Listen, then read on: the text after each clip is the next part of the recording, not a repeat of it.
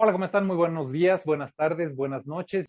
Mi nombre es Arturo Carrillo. Mi nombre es Gibran Miguel, formador de abogados, anfitrión del podcast Secreto Profesional. ¿Cómo están todas y todos ustedes? Bienvenidos y bienvenidas una vez más a un programa de Entre Todos, este canal que ya se conoce por su diversidad, su inclusión.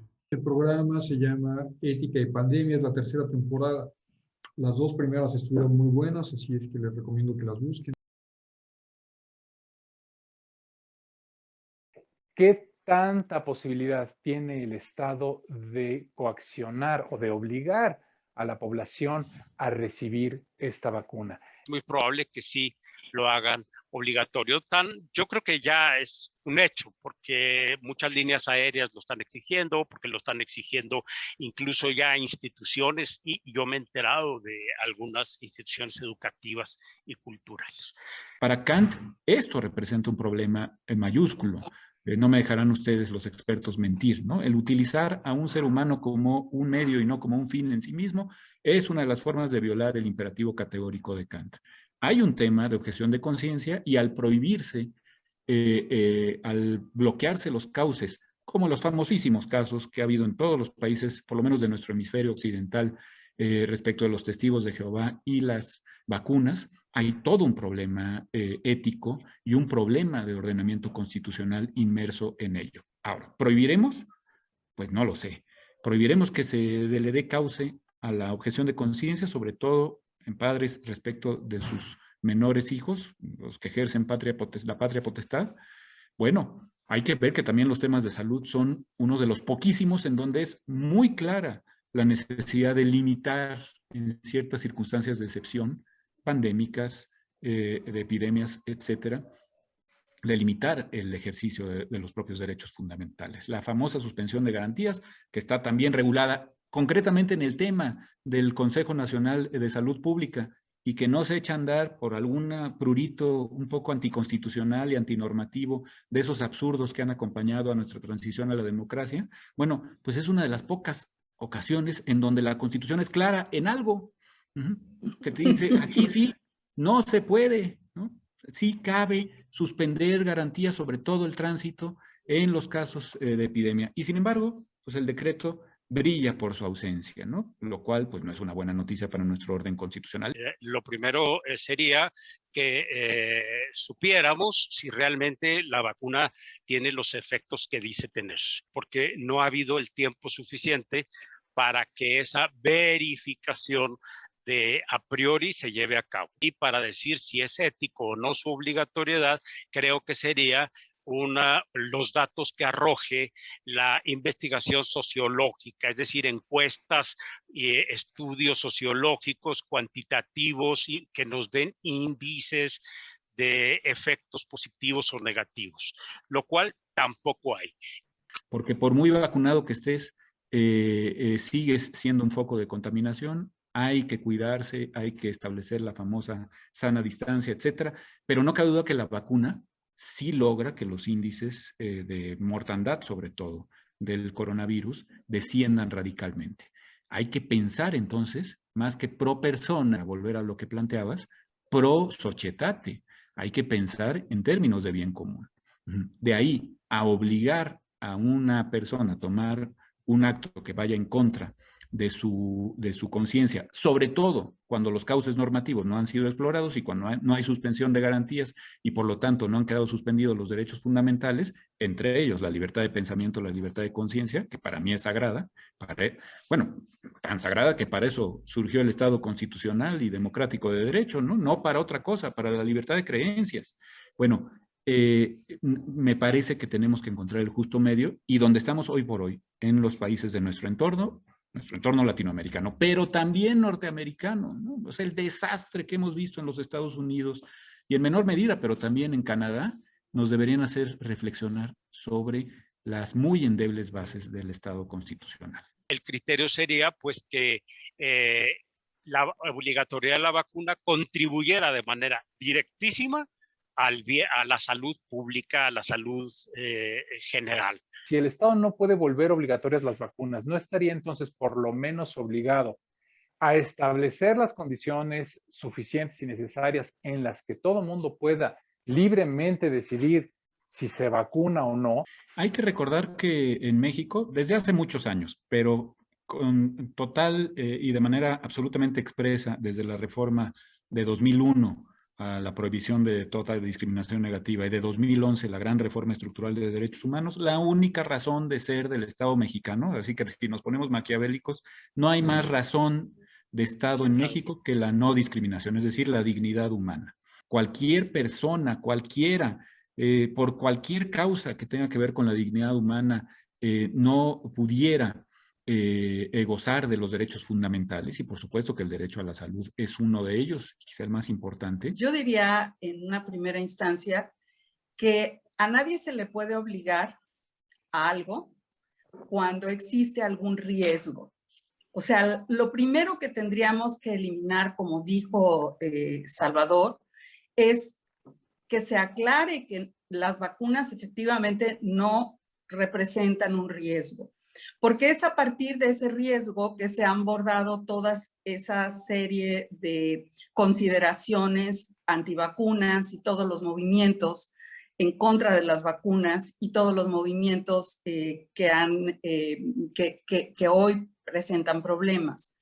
Y no por denostarlos, simplemente por entenderlos y por saber que, en primer término, no es posible obligar a todos. Porque en el momento en que los estados quieren obligar, automáticamente se crea un rechazo. En mi opinión, lo ideal sería convencer. ¿Convencer con qué?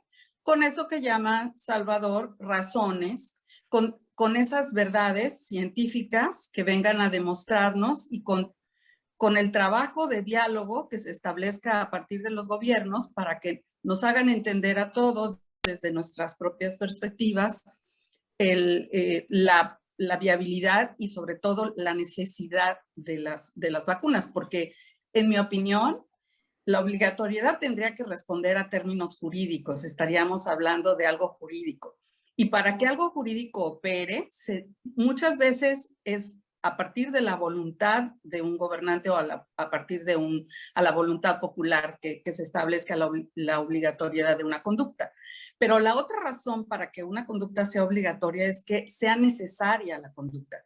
Entonces, si por un lado se establece que es necesaria la vacuna para salvaguardar los intereses de los individuos, pues sería una buena razón para convencer a las personas de que la vacuna es necesaria y que sería conveniente, estableciendo una simple relación costo-beneficio para la persona y a través del convencimiento que pudiéramos contar con su participación y que para lograr eso que los científicos llaman la inmunidad de rebaño, porque hoy esa es una posibilidad de solución de la pandemia, por lo menos parcial, ¿no? En la medida en que es posible, porque entiendo que los porcentajes han aumentado y aumentado a partir de las variantes, etcétera.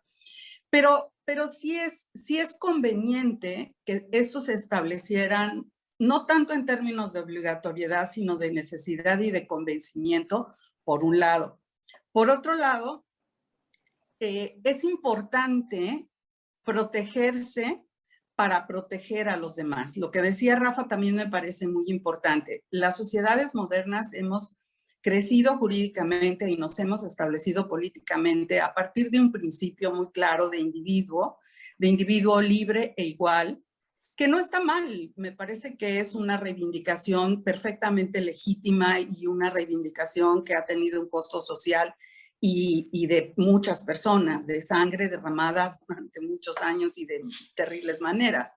Pero al mismo tiempo me parece que poner el énfasis solo en la parte individual es precisamente lo que crea el desequilibrio. Y la pandemia me parece que nos ha traído a nosotros a un nuevo rubro, bueno, nuevo en términos de que ha sido prácticamente olvidado o ha estado muy disminuido, y es volverlo a traer al escenario, y es esa posibilidad de tener responsabilidad social.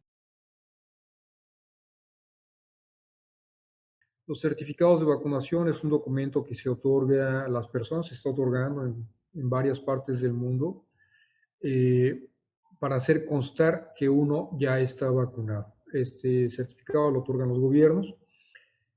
¿El certificado de vacunación debe exigirse para tener acceso a ciertos lugares? Creo que también tiene que ver con esta cuestión del manejo de la pandemia que cada país tiene. Entonces, a mí, en los casos con más contagios, me parece que sí debería de pedirse para esos países en específico, aunque, como lo habían en la plática previa a esto, me parece que sí es como violar el derecho de movilidad de las personas, ¿no? También. Yo creo que es un poco complicado en ese sentido, porque sí entiendo que los gobiernos lo hacen con el fin de poder evitar más contagios, que han habido muchísimos. Israel es el que va como a la cabeza del control del COVID, entonces creo que también esta cuestión de implementarlo ha funcionado para ellos. El caso de, que no es la primera vez que se hace, ¿no? En 1897 se hizo cuando lo de la peste bubónica, también se aplicó algo parecido, y esto se hizo con el fin de no seguir con este brote. Me parece que es una medida sí muy extrema, pero considerando la manera en la que se mueven las personas, en las que no respetan las medidas de sanidad que se establecen, creo que llegar a este extremo es como lo último, ¿no? Yo creo que es lo último que se debería de hacer. Empezar con lo que se ha llevado, que es este manejo de la pandemia con el cuídate a ti, cuídalos de tu entorno y así, ¿no? Poco a poco. Desgraciadamente, pensando en una cuestión de derechos humanos, sí sería como algo, podría verse como algo que violenta esa parte. Yo lo veo de ese modo. A mí me parece que para mí está bien que se pida este tipo de, pues sí, de pasaporte, de que sepan que tú ya estás con las vacunas, el esquema completo para que puedas ingresar. ¿Qué derecho es más importante? ¿El de uno a circular libremente, a la libertad de reunión, o el derecho de todos a no estar expuestos a un contagio, que es la razón que justifica la implementación del pase sanitario? Precisamente eso es el gran debate, la libertad individual sobre la libertad general. Y ahorita que estamos hablando de pasaportes sanitarios o restricciones de vacunación por estar o no vacunado, en principio implica una libertad básica de no estás vacunado, bueno, vas a tener que quedarte en cuarentena en lo que vemos que no tienes el virus, y posiblemente en ciertas zonas que serían lugares cerrados no puedes ir a ellos por el grado de contagio que puedes presentar. Es como tú tienes libertad de hacer ciertas cosas, pero ciertas no, y tienes la libertad de decidir si quieres hacerlo o no. Ahora, otra cosa es cuando un país te restrinja la libertad de ingresar a su país. Y aquí viene el problema, que era el gran debate de ética y de derechos humanos. Por ejemplo, Estados Unidos tiene muchísimas vacunas, le sobran, y nos han vacunado todos.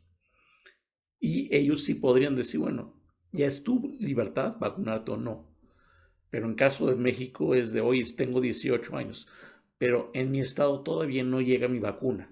Entonces, si la Ciudad de México impone esa restricción, realmente los otros estados que no tienen esa libertad y que dicen no tengo la vacuna, ahí sí resultaría ser discriminatorio.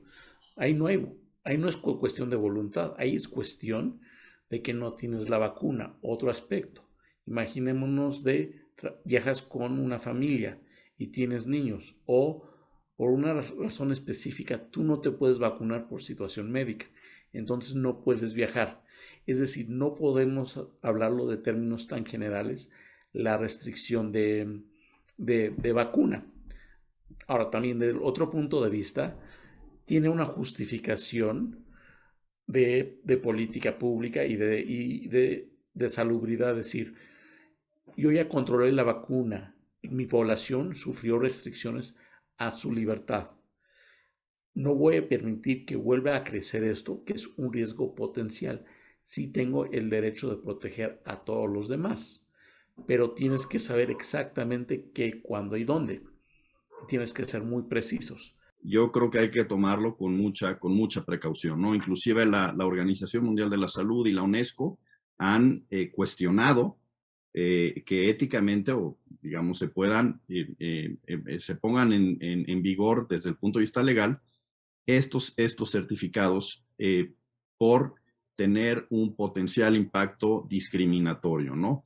Y aquí la cuestión que tenemos que resolver también es una cuestión de temporalidad en un doble aspecto. Por un lado, tenemos que ver desde un punto de vista de bioética o científico una relación de medio a fin. ¿Qué dicen hoy los científicos? Todavía no está comprobado que las gentes que estén vacunadas no sean portadoras del virus.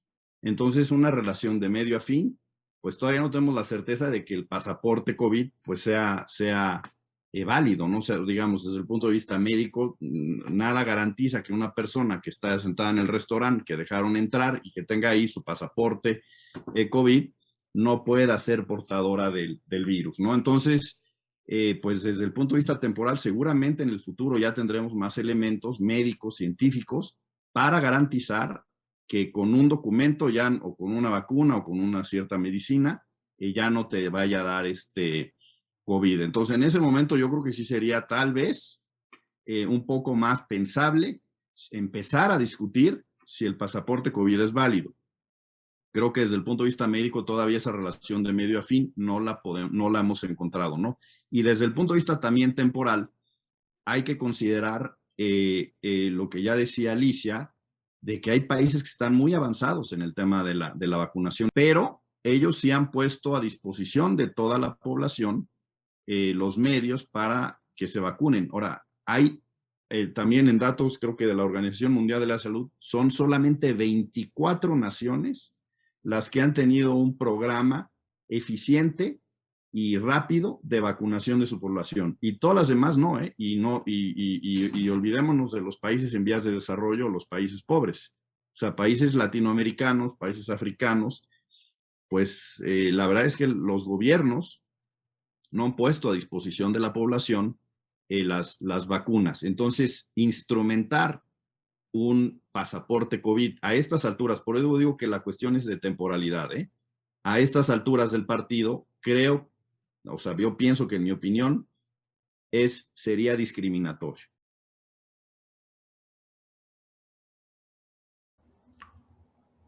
Ahí parece un consenso político, incluso entre los diferentes partidos, entre las diferentes opiniones de toda la geometría, desde la derecha hasta la izquierda, de que es conveniente regresar a clases aquí en México. Y no solo aquí en México, en el mundo. Es ya hora de regresar a clases. Parece que la discusión no es tanto si se abre el regreso a clases o no, sino más bien cómo se hace, ¿no? ¿Y de quién es la decisión? El gobierno, con apoyo de los padres, porque o sea, ahorita podemos ir, pero la escuela decide, o sea, da la opción de si tú quieres ir o no. Hay alumnos que no quieren ir presencial y hay otros que sí porque no se quieren arriesgar. Yo, en mi caso, yo puse que sí quiero ir presencial, pero yo creo que el que debe decidir eso, yo a mi corta edad, yo confío en la experiencia de gente mayor, así que yo confiaría o en el gobierno o en mis papás. Pienso que esta decisión debería ser conjunta. No nada más el gobierno, no nada más los padres o no nada más los jóvenes. Incluso deberíamos de involucrar a profesionistas de la salud mental incluso, para ver todos los alcances que se están teniendo con esta problemática. Yo creo que si lo hacemos políticamente, que diga el gobierno, regresan porque regresan, es inadecuado, porque empezamos a ver lo que ya estamos viendo ahorita. Así que los papás, no, pues ¿cómo lo voy a mandar? Mejor se queda en la casa. Si lo decidimos por parte de los alumnos, pues ellos todavía no tienen, por eso se llaman adolescentes, porque adolecen todavía de mucha capacidad de análisis. Entonces, nos podemos ir porque todos digan que sí, pero no cumplan las reglas de higiene, o las reglas mínimas, o todos digan que no, y no aprendan como no están aprendiendo ahorita. Y los padres, pues los padres también están viendo también los intereses familiares, muy propio de su forma de pensar, sí, muy respetable, ¿sí?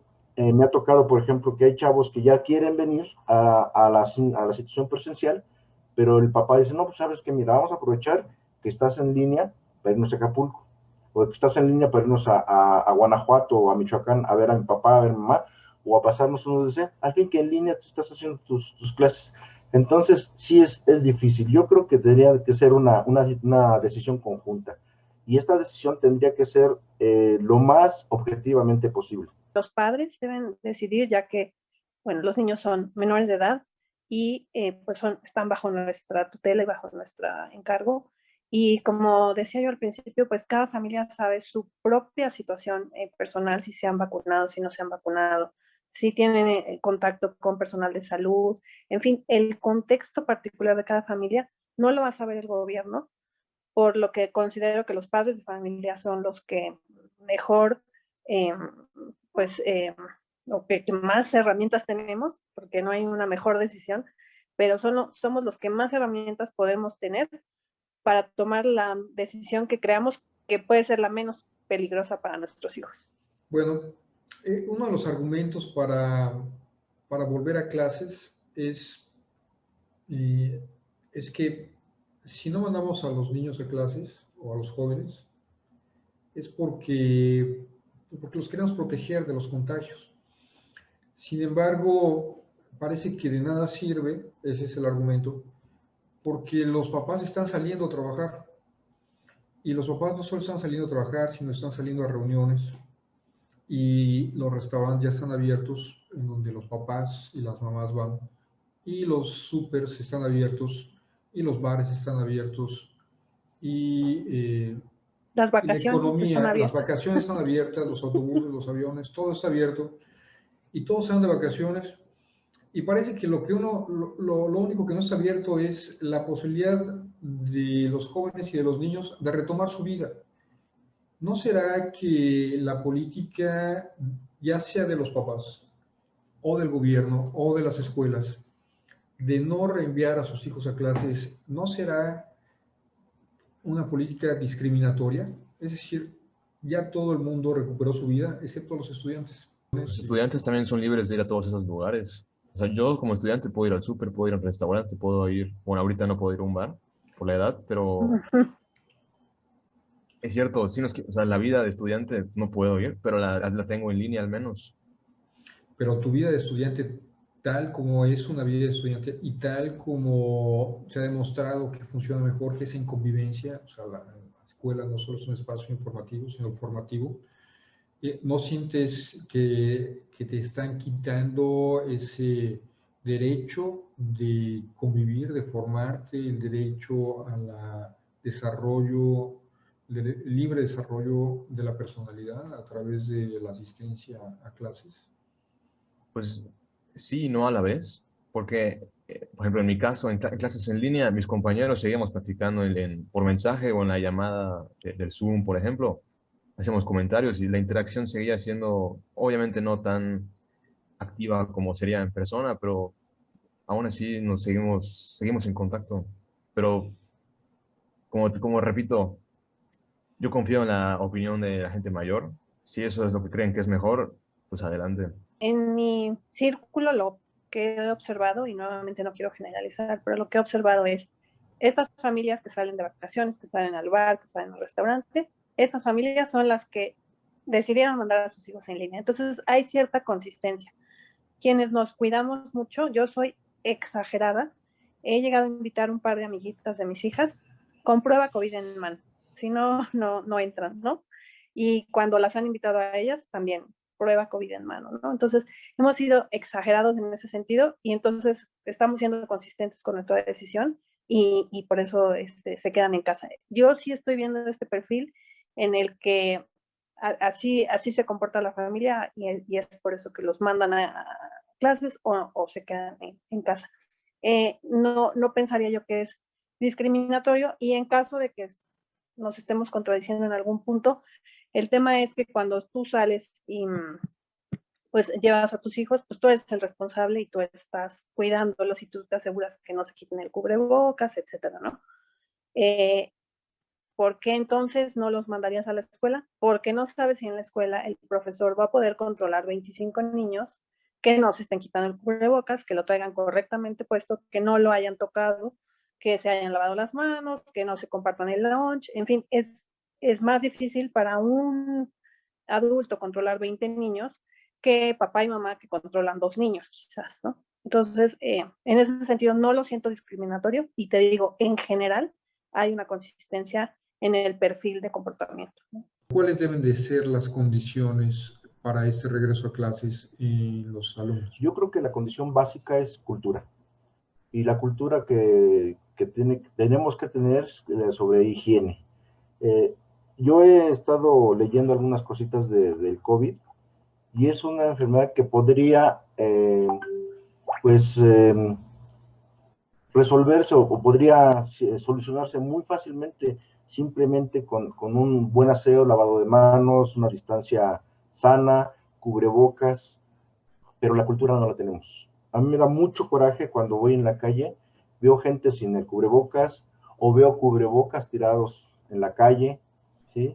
Y veo gente que me ha tocado ver tristemente que un muchacho, por ejemplo, le dice a una señorita, oye, ¿te puedes poner tu cubrebocas? Y la señorita contesta con insultos, ¿y a ti qué te importa? Y ni que estuviera enfermo, o sea, cosas de esa magnitud. Entonces yo creo que lo básico es cultura. Y la cultura, desgraciadamente, nos está faltando ahorita. En la escuela en la que estás, en la que das clase, se hizo una especie de consulta con padres, con alumnos, con profesores, con autoridades administrativas, para ver cuáles serían o cuáles deberían ser las condiciones para el regreso a clases. ¿O Sí. a nadie les preguntó? ¿Sí? No, sí. De hecho, como te comentaba, el 70% dentro de esta consulta que se hizo fue de los padres que decidieron que mejor nos quedáramos en línea. Ese 30% restante se les está dando también su lugar, en el sentido que la escuela se acondicionó ahorita, cosas que yo no había visto de nuestra dirección, padrísimas. Por ejemplo, se nos pusieron ya computadoras en los salones para poder dar clases tanto presencial como a distancia. Se pusieron dispensadores de gel, de jabón en todas las áreas. Se señalizó todo lo que es el tránsito de las personas que van a estar ahí. Tanto unos van, otros vienen. Se señalizó también salidas y entradas de la escuela. Se mandó a hacer todo un aseo de las instalaciones. Y pues para ese 30% que sí quiera ir, pues ya también la escuela también está preparada. Entonces sí se tomó en cuenta el parecer de la población, que a fin de cuentas de ellos comemos, ¿no? Yo siempre les he dicho, sin alumnos no hay maestros, sin escuela sin escuela no hay ni maestros ni alumnos. Entonces sí. Claro. Y otra pregunta, ¿consideras que para el regreso presencial a los profesores y al personal que labora en las escuelas, para ellos debería ser obligatoria la vacuna o no? Yo pienso que sí. Yo pienso que tendría que ser obligatoria porque es una forma de, no nada más de protegernos a nosotros, sino proteger con los que vamos a tener contacto. Ahora también te puedo comentar ahorita, pues la vacuna no es un referente al 100% de que ya no nos vamos a enfermar. Nosotros nos pusieron la CanSino, del 100% de los profesores que nos vacunamos, hay un profesor que, a pesar de que estaba vacunado, le dio el COVID. Entonces, no es una seguridad de que ya no nos vamos a enfermar. El COVID es yo le digo una deidad, no me lo tomes a mal. Yo le digo una deidad porque es una fuerza con la que estamos luchando que tiene vida propia. Entonces, cuando el COVID se da cuenta de que nosotros no estamos respetando lo que nos está enseñando por las malas, él muta. Pues no quieres ponerte el cubrebocas, no importa, yo voy a mutar. Y entonces los que ya se habían vacunado con una especie de vacuna, pues ya no van a poder estar bien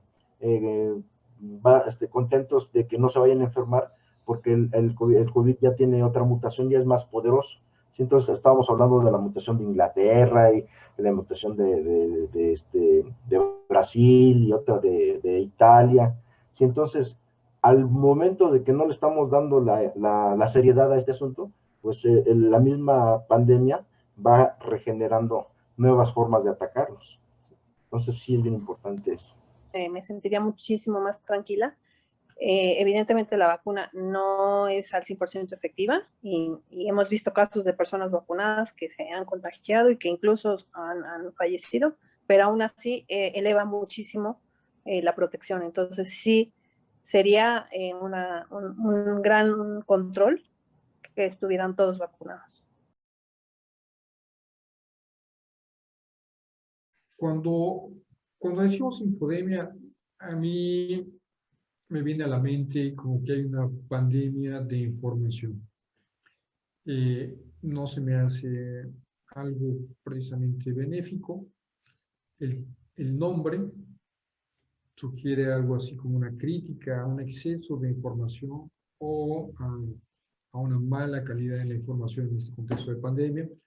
Yo no lo veo como un exceso de información, sino reconocer que efectivamente hay mucha información y creo que eso habla de la posibilidad ahora, gracias a diferentes medios, que podamos expresarnos con mayor libertad, ¿no? Y creo que es importante que los ciudadanos y ciudadanas puedan justamente expresarse dando su visión. Entonces, creo que no es tanto un exceso de información, sino la verdadera pregunta para mí es cómo yo, como ser responsable, soberano, selecciono esa información.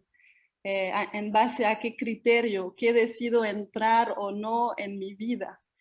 Lo mismo pasa cuando voy en un supermercado, pues hay muchísima comida, hay comida chatarra, hay comida saludable y yo decido qué es lo que voy a comprar. Dentro de toda esa información, siento que hay mucha manipulación y entonces eso pues dificulta un poco nuestra posibilidad de discernir, ¿no?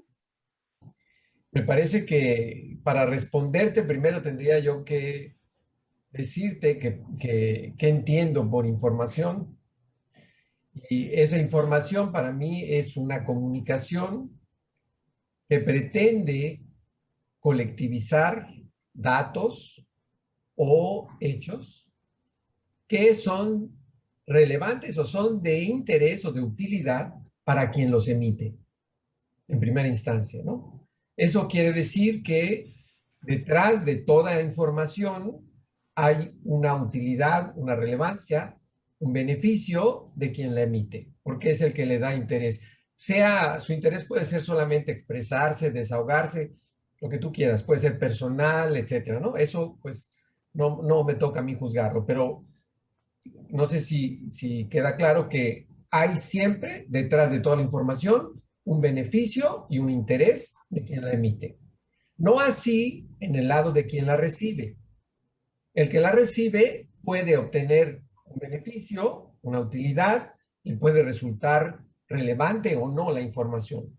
Y por lo tanto, tiene, como bien decía Edwina, la capacidad de elegir o decidir qué toma y qué no toma. ¿En función de qué? En función de su capacidad crítica, o sea, del grado de conciencia crítica que pueda tener esa persona.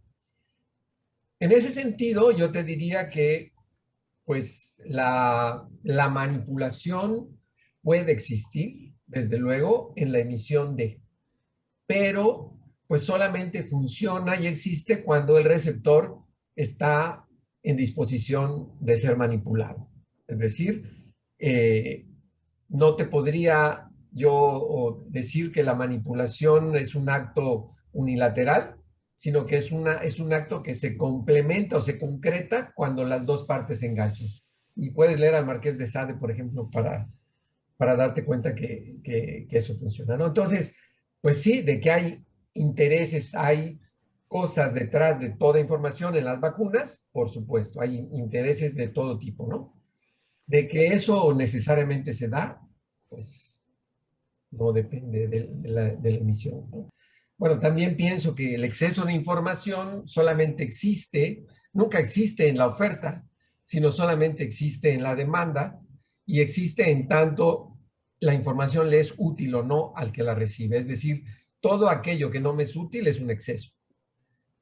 Solo la información que me es útil, pues no es un exceso desde mi punto de vista, ¿no? Y en ese sentido, pues podríamos hablar de esto que preguntas ahora. Las fuentes que pueden tener intereses son aquellas que se benefician no solo por el hecho de emitir, sino por las consecuencias o los resultados de la emisión que están haciendo. Es decir, los que se pueden beneficiar de que algunas personas tomen esa información y la acepten. Eso puede hacer que la persona se convierta en el manipulado y que siga los pasos que al otro le conviene, ¿no? Es decir, si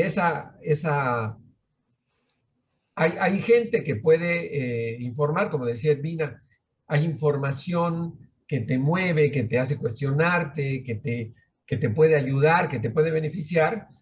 Sí, efectivamente, hay esos dos tipos de información, pero yo pienso que más que dependiendo de la fuente, depende del receptor el que haya manipulación o no, y el que haya pues efectos de exceso de lo que tú quieres. ¿Qué fuentes podríamos distinguir en este caso? No, me parece que más que las fuentes, yo pensaría en el origen de la información. Diría, los hechos que se transmiten y se muestran directamente, por ejemplo, un video, una cosa, pues eso puede ser una fuente confiable donde difícilmente o es más difícil la manipulación, aunque claro, te pueden mostrar una cosa y otras no, ¿verdad? Siempre hay posibilidad. Pero si te muestran, si no te muestran la información o los hechos, sino te los describen, ¿no? Pues lógicamente el margen de manipulación se amplía. Y te dan datos y te los proporcionan como estadísticas, por ejemplo, pues eso para mí tiene más riesgo de que haya manipulación al hecho de que te informen de cuáles son las fuentes, dónde se pueden obtener los datos, cómo se generan los datos o qué significan. Entonces, esto pues lógicamente, no sé si queda claro, pero pues es muy difícil asignarle a una institución, a cualquier cosa, una instancia, a una persona, ese responsabilidad de decir que es manipulador o que tiene ese interés, ¿no? Es muy difícil, no hay elementos para acusar en ese sentido, ¿no? Lo que me viene, y creo que eso es como una crítica que hago a esa sociedad occidental, el hecho que vivamos esencialmente en la cabeza, en la parte mental, todo lo que recibimos lo filtramos y lo analizamos desde la mente. Pero no somos solamente esa mente. Tenemos un corazón, tenemos emociones, tenemos sensaciones, tenemos un espíritu, para decir algo, ¿no? Como una conexión con el más allá.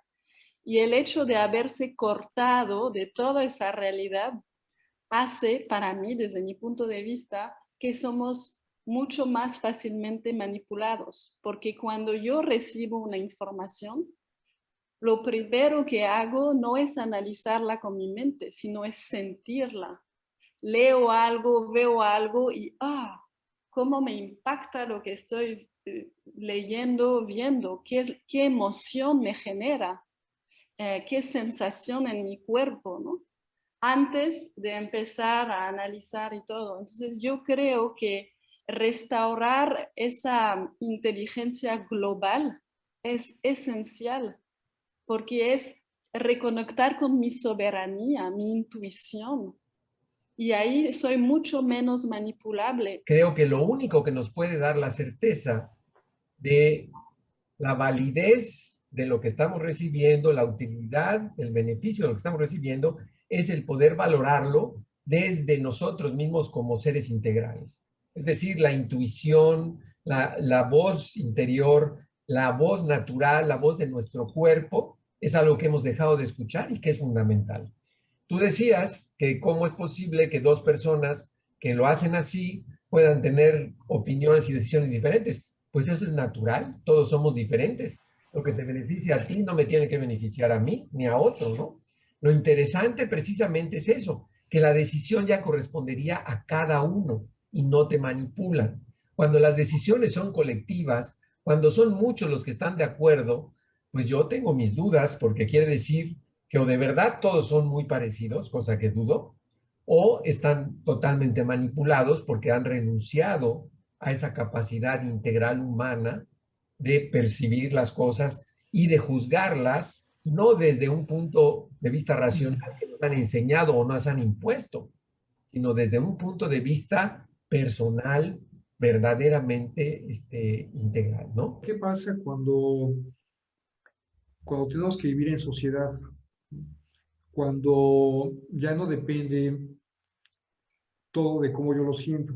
Y ahí es cuando empiezan a entrar en conflicto los individuos, porque hay quienes sienten que de acuerdo con lo que ellos reciben de información, lo más adecuado es que la vacuna sea obligatoria.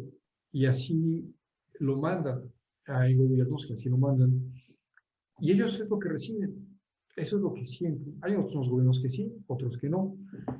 Pero resulta que nosotros no. Hay quienes piensan que no, que la vacuna no debe ser obligatoria. No, los datos y la información y todo me hace sentir otra cosa. Y entonces ahí entramos en conflicto porque vivimos no aislados en nuestra burbuja, sino vivimos una cosa que se llama sociedad, que tiene reglas, que tiene normas, que hace posible la convivencia social. De ahí surgieron los derechos humanos, que es un estándar, digamos, de normas básicas de convivencia. Pero si yo recibo información y siento que no me viene eso de los derechos humanos, ¿es válido que yo actúe así y los demás no cuentan? Creo que cuando realmente somos conscientes de nuestros valores, por ejemplo, si para mí la libertad es un valor primordial y para otra persona la seguridad es un valor primordial, soy consciente de eso, entonces voy a tomar decisiones. Y yo lo que siento es todas esas personas que respeto, ¿no? Que deciden que la seguridad de la salud, etcétera, es algo muy importante. Qué bueno, vacúnense, quédense en su casa, pero asumen que ese valor es importante para ustedes. Porque yo siento que es eso, esa falta de responsabilidad, es decir, si para mí es importante la seguridad y que yo quiero que todos estemos seguros, pues vamos a buscar esas opciones de seguridad para nosotros y los seres queridos. Pero si hay otras personas, en este caso como yo, que para mí es más importante ese tema de la libertad, pues yo creo que ese es eso que tenemos que asumir. Y yo voy a asumir también las consecuencias de mis valores, ¿no? Y vivirlas. Yo creo que hace falta como bajar en el fondo de nuestro pozo interior y asumir nuestros valores y concretizarlos en los hechos, ¿no? Todos somos diferentes y a todos nos van a interesar cosas diferentes. Y estamos hechos, como en el resto de la naturaleza, para vivir en diversidad y en pluralidad, y en la naturaleza conviven unos con otros, y unos se extinguen y otros existen, y esa es la vida en este mundo material. Cuando alguien quiere hacer obligatorio algo, ¿te suena que eso tiene algo que ver con responsabilidad social? O sea, ¿te parece responsable imponer algo, obligar a alguien?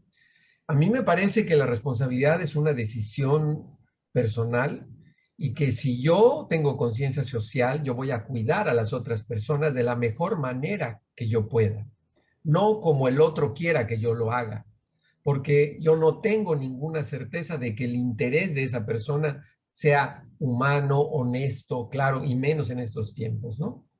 Entonces, a mí me parece que si todos respetáramos esa libertad que dice Vina, si todos aprendiéramos a ser respetuosos del otro, si entendiéramos que este sistema patriarcal nos obliga a esa diferencia, pero esa diferencia uno sobre el otro, uno que le impone al otro, ¿cómo decides cuál es la opinión más válida, más importante? Por la fuerza, como se hace, ¿no? Yo diría, ¿por qué no vemos las coincidencias? ¿Por qué no vemos la manera en que podamos ser compatibles? Las personas con discapacidad son personas vulnerables en esta pandemia, de manera que son las personas que deberían estar o debieron haber estado junto con las personas mayores al principio de la lista para recibir la vacuna. Y, por ejemplo, ahí a Lupita le tocó estar en la línea de COVID porque podía estar con cualquier paciente que pudiera tener un contagio para ella y ella llevar el contagio a todo el mundo, ¿no? Entonces, sí, creo que las personas con discapacidad tenían que haber estado en los primeros grupos de la población que tenían que tener esa vacuna. Hasta la fecha no lo están, ¿no? Ahí las personas con discapacidad abajo de 20 años ahorita apenas están llegando, pero tenías que tener a gente desde un inicio. ¿Por qué una persona con discapacidad es vulnerable, es tan vulnerable como una persona mayor? Está relacionado, el argumento para las personas mayores es que está relacionado con su sistema inmunológico. Tiene un sistema inmunológico ya no tan fuerte como el de un joven. ¿Sucede lo mismo con las personas con discapacidad o cuál es el argumento para que estén en la primera fila? Así es, sí tienen un sistema inmunológico comprometido. Si la persona tiene en un momento dado una movilidad menor, esa movilidad menor le hace que no tenga las defensas suficientes su cuerpo como para tener o poder combatir cualquier enfermedad. Si tú te fijas, la mayoría de las personas con una discapacidad pueden sufrir de gripas mucho más seguido, pueden sufrir de infecciones más seguido porque su sistema está un poco comprometido, ¿no? Además tienen tratamientos, muchos de ellos tienen tratamientos que les bajan esa inmunidad, ya sea por medicamentos o sea por tratamientos adicionales, operaciones adicionales que les están teniendo que hacer y eso les baja la inmunidad.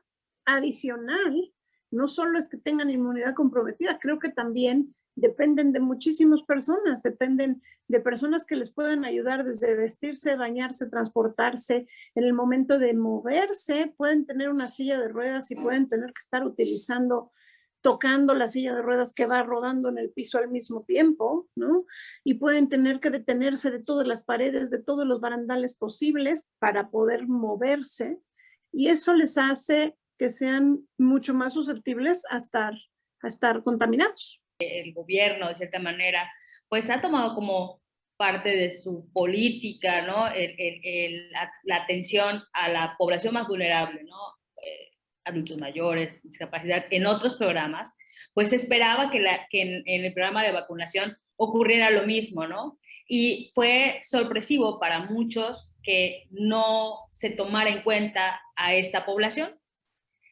Sí, como menciona señora Eugenia, hay ciertos tipos de discapacidad que pueden ser o poner en vulnerabilidad mayor a las personas, ¿no? Sobre todo aquellas que por su misma condición empiezan a tener déficit en otras cuestiones, ¿no? Por ejemplo, déficit respiratorios, cardiovasculares, metabólicos, y esto obviamente hace que su salud sea más comprometida. Definitivamente las necesidades, ¿no? En atención que estas personas requieren y el contacto con las personas que en cuanto a la parte de salud requieren, pues hacía todavía más vulnerable esta situación. Ahora bien, dentro de mi experiencia en prestar el servicio a las personas con discapacidad, como mencionaban también, por ejemplo, yo no estuve en la primera línea de atención de salud. De hecho, a mí no me tocó la vacuna por cuestiones de salud, por mi profesión. A mí me tocó la vacuna por mi otra profesión, que es docencia, pero no con vaya, como personal de salud. Y entonces era un riesgo porque todavía seguíamos medianamente activos, y ese es otro problema también. Paramos muchos servicios y eso también volvió todavía más vulnerables a las personas con discapacidad, porque ellos recibían cierto tipo de atención o tenían acceso a servicios de salud que por su condición vulnerable les dijeron alto. Y entonces estaban en espera de una solución, pero la vacunación no era una opción para ellos. Entonces, eso fue algo muy, de verdad, desde mi experiencia, bastante complejo. Desde la perspectiva de la legalidad en México, de la legalidad institucional que es la Suprema Corte, ¿qué nos dice con respecto a eso? ¿Deben tener un acceso prioritario las personas con discapacidad? En este caso, ¿debieron haberlo tenido o no? No se hizo una verdadera política inclusiva, que no se tomaron en cuenta los factores de vulnerabilidad que evidentemente las personas con discapacidad sí tenemos, pero definitivamente sí estamos más comprometidos que el resto de las personas, vaya. Yo te puedo hablar a título personal. Soy una persona cuadripléjica, una lesión a nivel cervical C3. Si escuchan mi voz es baja, por lo mismo. Entonces a mí una gripa se me complica, que se puede terminar en neumonías. En mi caso es pues hasta cierto punto comunes, ¿no? Las personas con síndrome de Down, el simple hecho de padecerlo ya tienen su sistema inmune deprimido. Y así podemos ir discapacidad por discapacidad, y el simple hecho de depender de apoyos que en muchos casos, en la mayoría, son nuestros papás, como es el caso de Eugenia, con su hija, y estar interactuando con muchas personas, justamente para poder, pues, cubrir nuestras necesidades, pues nos vuelven vulnerables. Amén de lo que ya nuestro propio cuerpo o organismo nos lo hace, pues el medio ambiente al que estamos expuestos. Y sí, desafortunadamente la política pues dejó mucho que desear al no incluirnos desde la primera etapa. Y una vez que se nos incluyó, pues realmente no se hizo nada. No se habían puesto a pensar cómo lo iban a hacer. Y es día que no hay una metodología. Pero entonces me pregunto yo ya me fui a vacunar, por ejemplo. Estoy en el rango de los de 40. Pero ya también se fueron a vacunar los de 50 y los de 60. Entonces, eso quiere decir que si bien no es una estrategia perfecta, es una estrategia donde sí podemos ir las personas con discapacidad. Entonces, el habernos incluido en esa etapa fue meramente como tratar de decir estamos haciendo algo, pero en realidad no hicieron nada hasta que fueron por edad. Las personas con discapacidad menores que no les ha tocado por su edad, ha sido a base de amparos que han conseguido vacunarse. Están vulnerando nuestro derecho a la salud al no ser considerados prioritarios y dejarnos de alguna manera expuestos. Estamos hablando de 19.5 millones de personas con discapacidad en México, más o menos. Digamos que la política hubiera sido la correcta. Primero se vacunan a las personas que están en la línea de atención COVID y después las personas con discapacidad. De esas 19.5, ¿quién va primero? Pues si el parámetro para decidir era la cuestión de la inmunodepresión, creo que ahí hay un punto a discutir. porque si bien hay un censo que nos dice cuánta gente con discapacidad hay, el censo no es tan sensible para decir, para definir el grado de afectación de discapacidad. Por ponerte un ejemplo, ¿no? Decimos, el porcentaje de la gente con discapacidad en general es el 15% de la población, de las cuales un tanto por ciento tiene discapacidad motriz. Pero dentro de esa persona con discapacidad motriz, por ejemplo, no sabemos cuánta gente tiene una cuadriplejía, por ejemplo, ¿no? O cuánta gente simplemente habla como engloba discapacidad motriz aquellos que tienen una dificultad para moverse.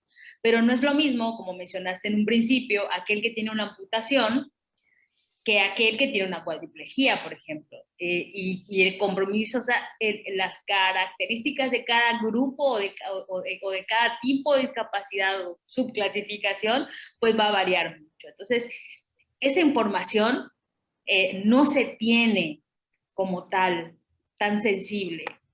Entonces, decir, no, creo que primero deberían ir los de discapacidad motriz, o primero deberían ir los de discapacidad auditiva, o decir primero los de intelectual, caeríamos también en sesgos y en errores. Entonces, de entrada, el problema es que no conocemos de manera profunda la población de discapacidad. Sabemos que existen y que están ahí, pero no sabemos realmente las condiciones.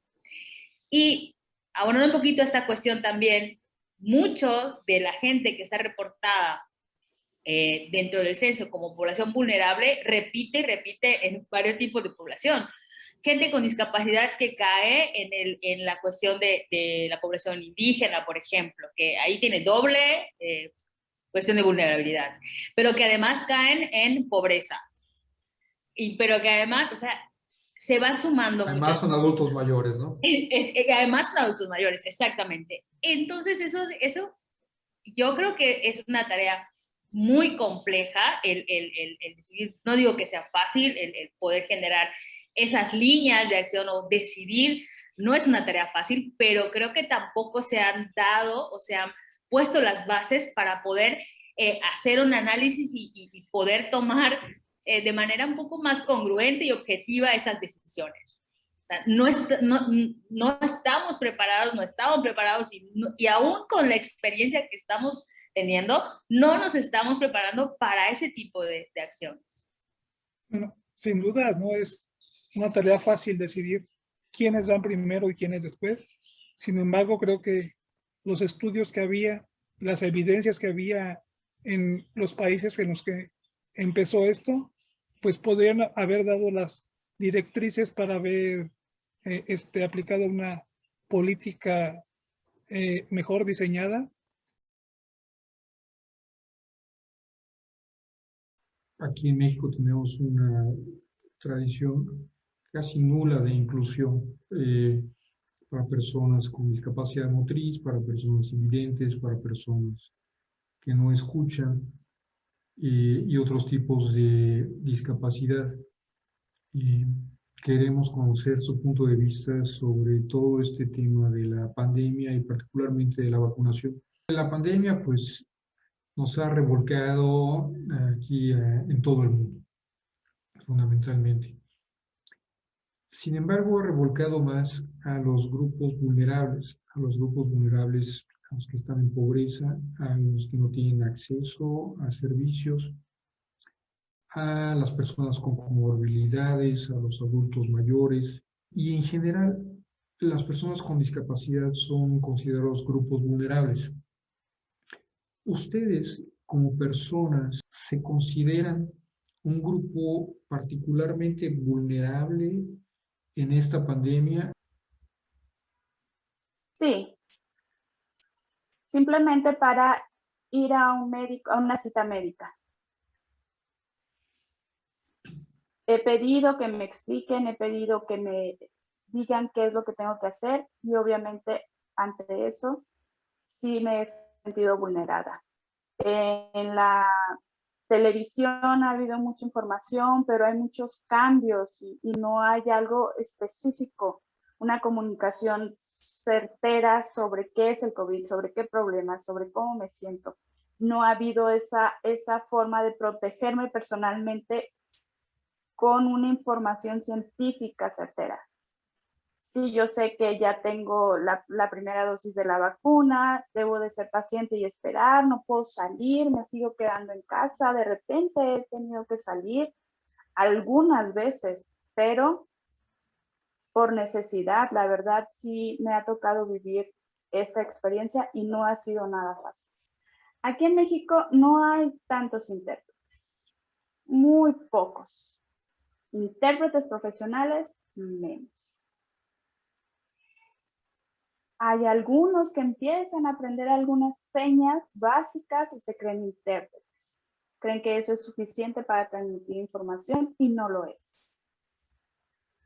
Por ejemplo, algunos que están en la televisión, algunos que están compartiendo, ofreciendo algún servicio, no se le entiende, eso no es una interpretación profesional. Por ejemplo, cuando empezó lo del COVID, cuando empezó la pandemia, no había interpretación. Nosotros no sabíamos qué era lo que estaba pasando. Nos llegaban muchas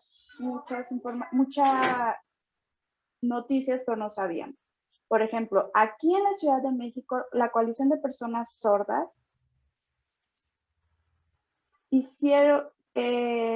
interpusieron un amparo para solicitar los servicios de interpretación por la emergencia de COVID. Fue así que en las conferencias de la tarde con el doctor López-Gatell pusieron la interpretación a lengua de señas mexicana. Entonces tuvimos más acceso a esa información y pudimos entender qué era lo que teníamos que hacer para evitar contagiarnos. La verdad, al principio fue muy difícil porque no sabíamos qué estaba pasando. Hay algunos otros sordos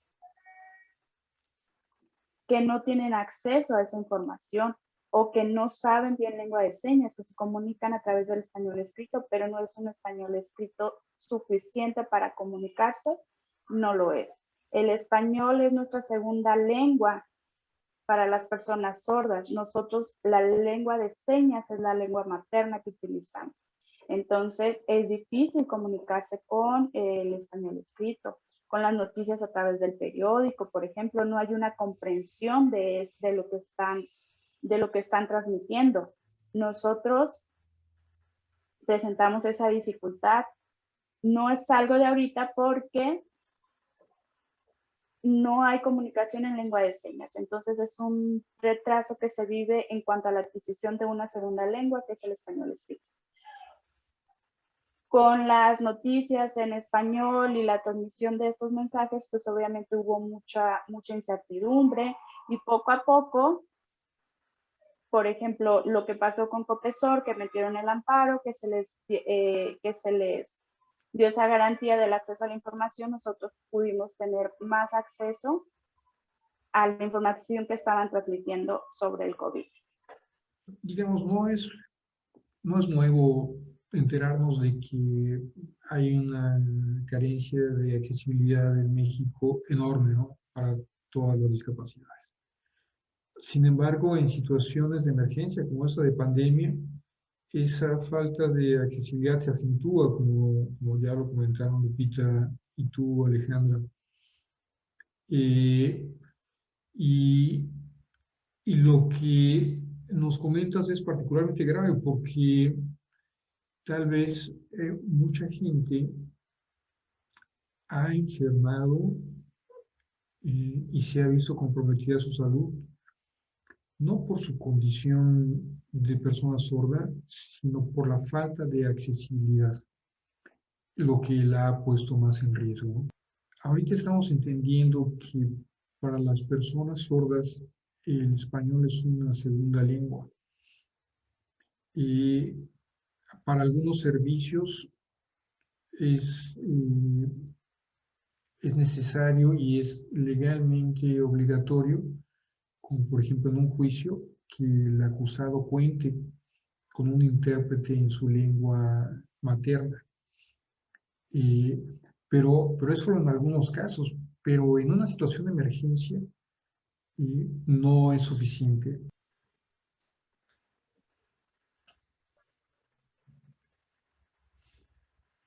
La verdad, yo no me he contagiado, gracias a Dios, me he estado cuidando mucho.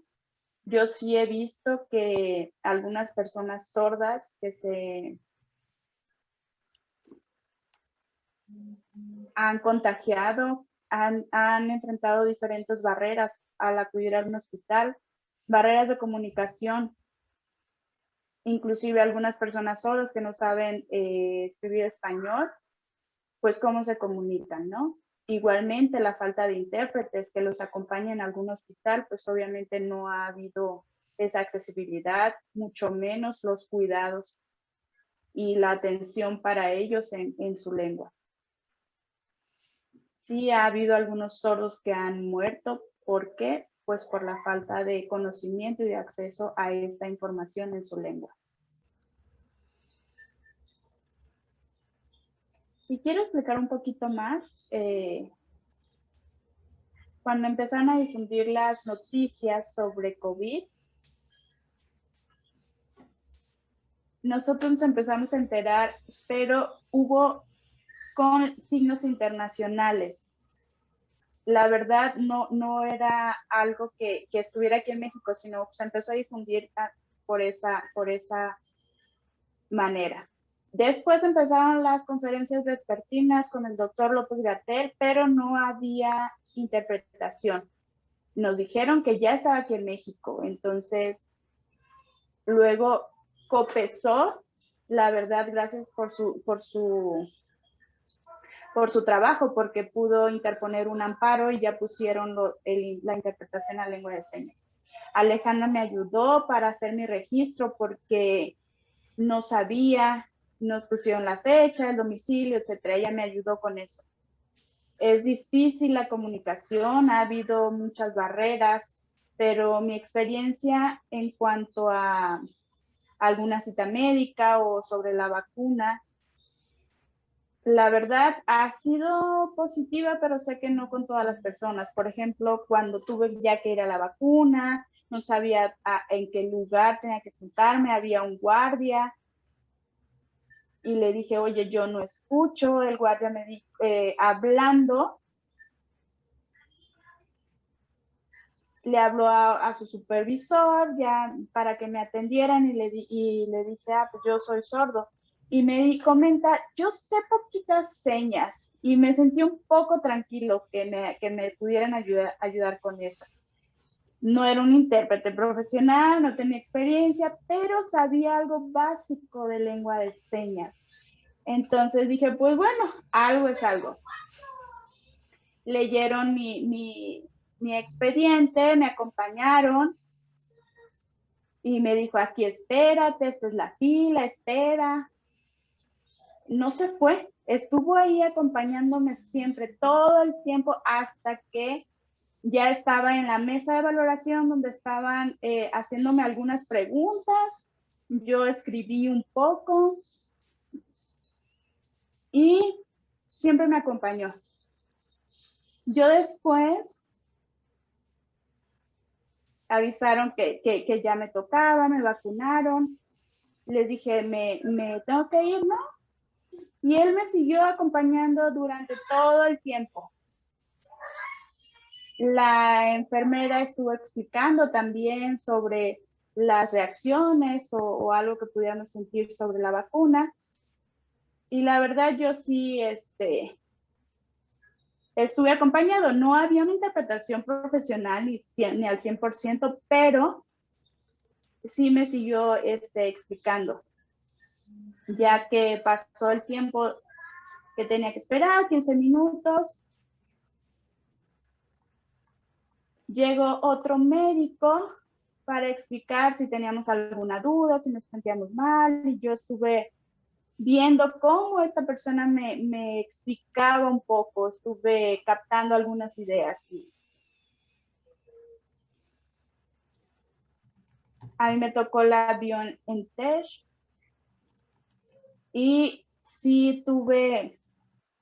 Yo tengo en algunas ocasiones migrañas, entonces le pregunté qué pasaba, qué podía tomar o algo. Y la persona que me ayudaba, le dije, espérame, déjame bueno, esta persona dijo, déjame que le explique, deja que hable un poquito lento para poderlo explicar. Y le dije, oye, ¿puedo tomar aspirina? Y me dice, no puedes tomar aspirina. Entonces me estaba dando la información incorrecta, no era lo que yo necesitaba.